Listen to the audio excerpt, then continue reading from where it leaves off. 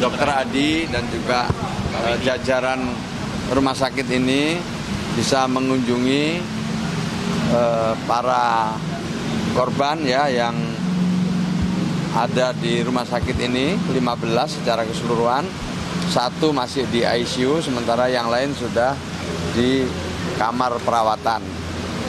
Saya lihat perkembangannya cukup bagus, ditangani dengan baik, profesional, dan saya harus katakan Pak, rumah sakitnya bagus.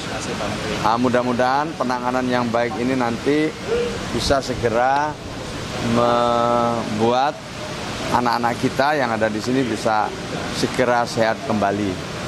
Tentu diperlukan penanganan medis lebih lanjut, nanti Pak Dr. Adi yang menjelaskan.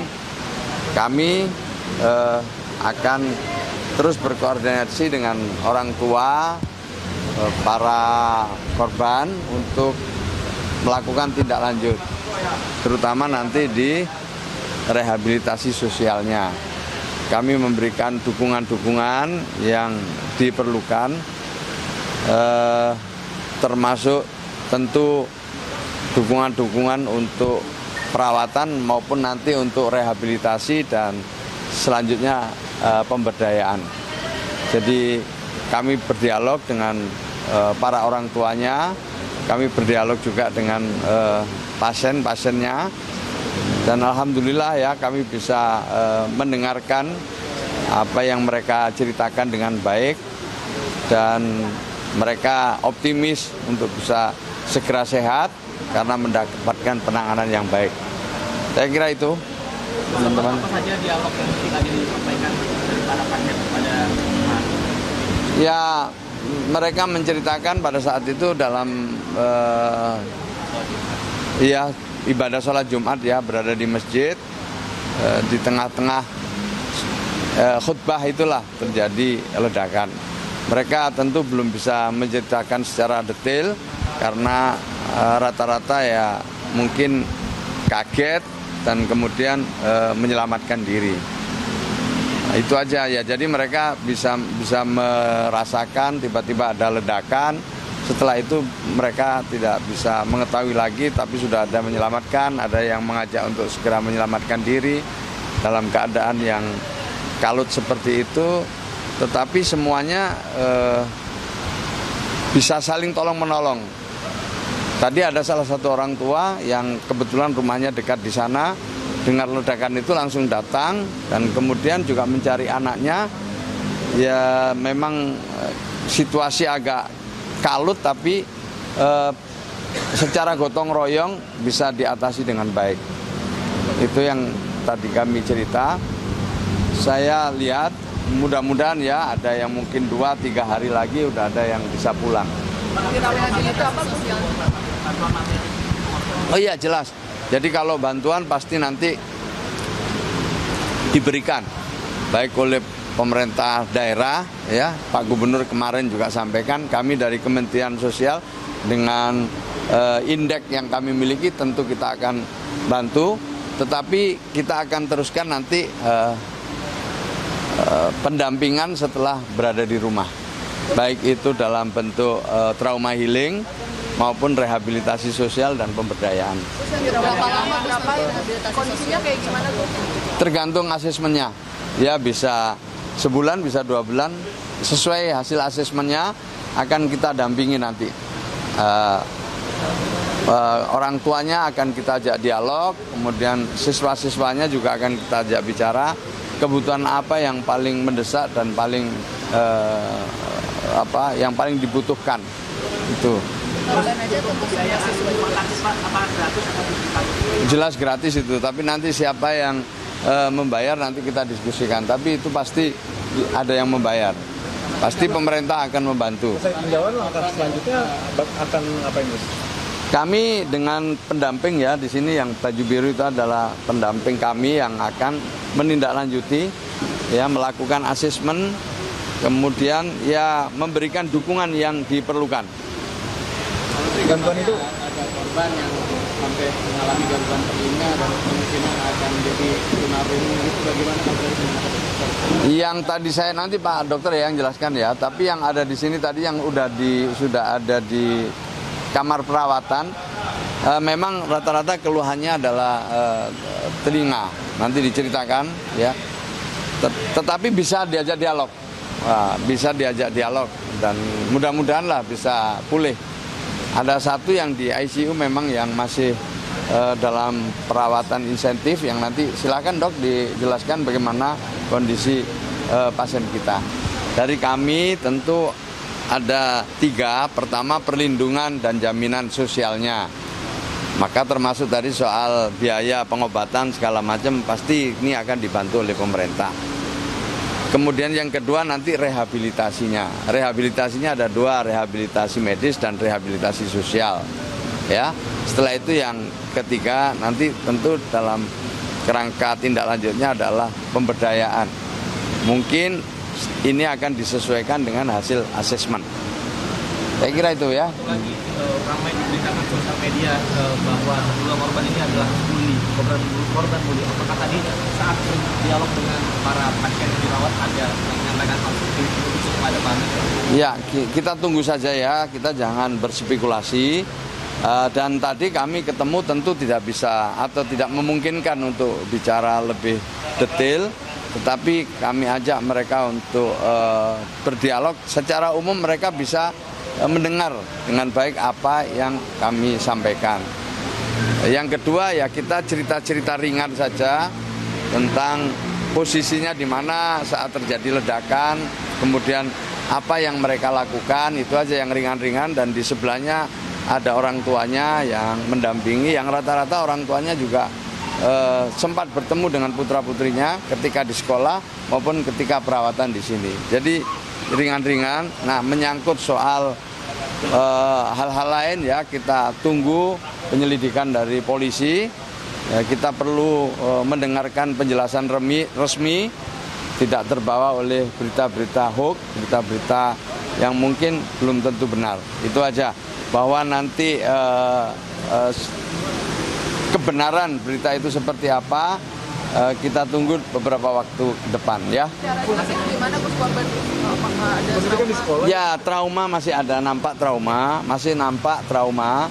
Tetapi dari hasil dialog saya dengan Pak Dokter tadi saya lihat ada semangat kuat dari anak-anak untuk bisa segera sembuh. Ya, mudah-mudahan aja.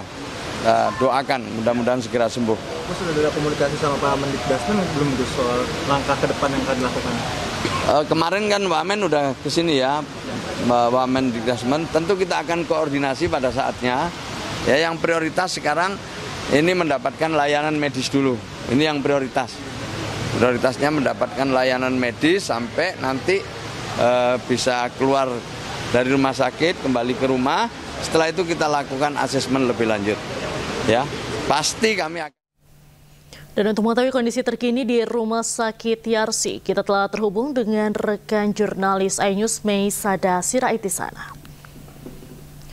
Halo, selamat siang Mei. Bagaimana kondisi para korban di Rumah Sakit Yarsi saat ini? Ya, Diandra dan pemirsa, saat ini saya sedang berada di Rumah Sakit Yarsi Jakarta Pusat, di mana tadi Menteri Sosial Republik Indonesia Saifullah Yusuf atau yang kerap disapa Gus Ipul ini sudah melakukan peninjauan langsung menjenguk para korban ledakan dari SMA Negeri 72 72 Kelapa Gading begitu. Dan dalam kesempatan ini tadi Gus Ipul juga menceritakan bahwa dia sempat berdialog dengan para korban dan juga para keluarga korban, di mana untuk update terkininya masih ada 14 korban yang masih dirawat di Rumah Sakit Yarsi Jakarta Pusat ini. Dan satu diantaranya memang masih menjalani perawatan intensif di ruang ICU karena luka bakarnya sekitar 30% dan juga ada trauma di perut dan juga punggung begitu.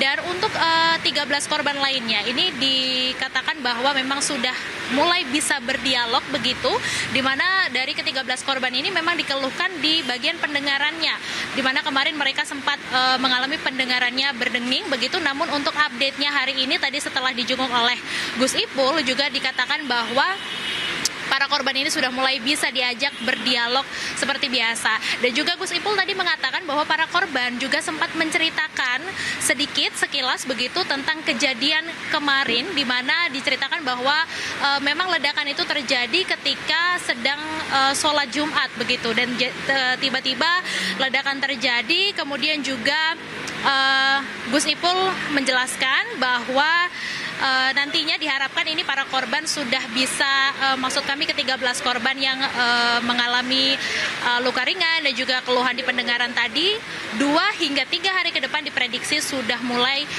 bisa pulih dan juga diharapkan sudah bisa pulang begitu.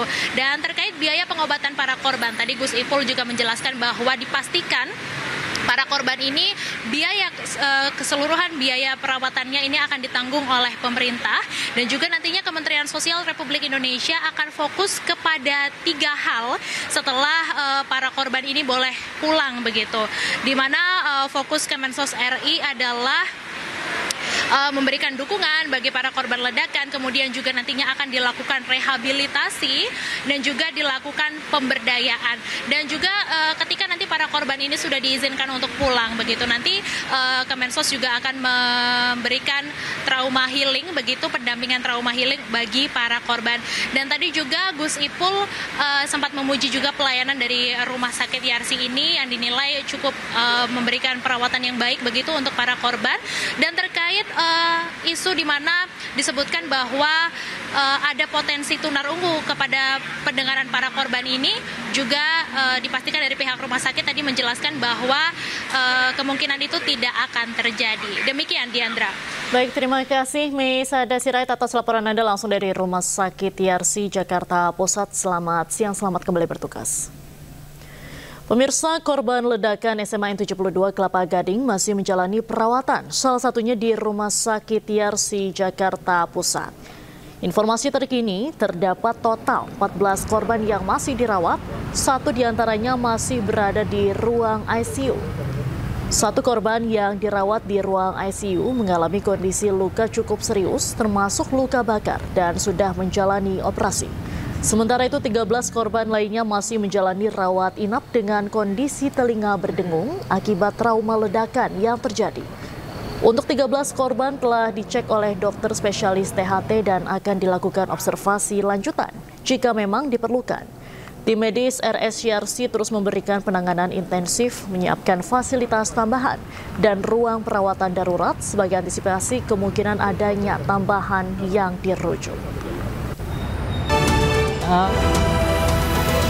Alhamdulillah membaik, karena dikabarkan adik saya itu kritis dari pasca operasi, itu kritis dari jam 5 itu sampai jam 9 baru dikabarkan membaik sih, Kak.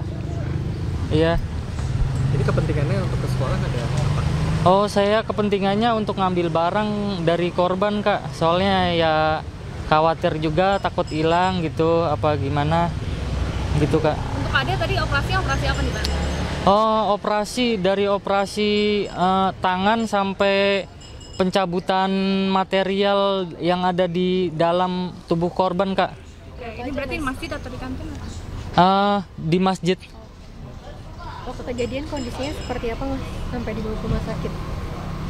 Waktu kejadian sih katanya udah berdarah-darah, terus katanya itunya korban sampai lemes gitu, nggak sadarkan diri, matanya juga lebam gitu ya, karena ada luka bakar juga setengah wajah gitu.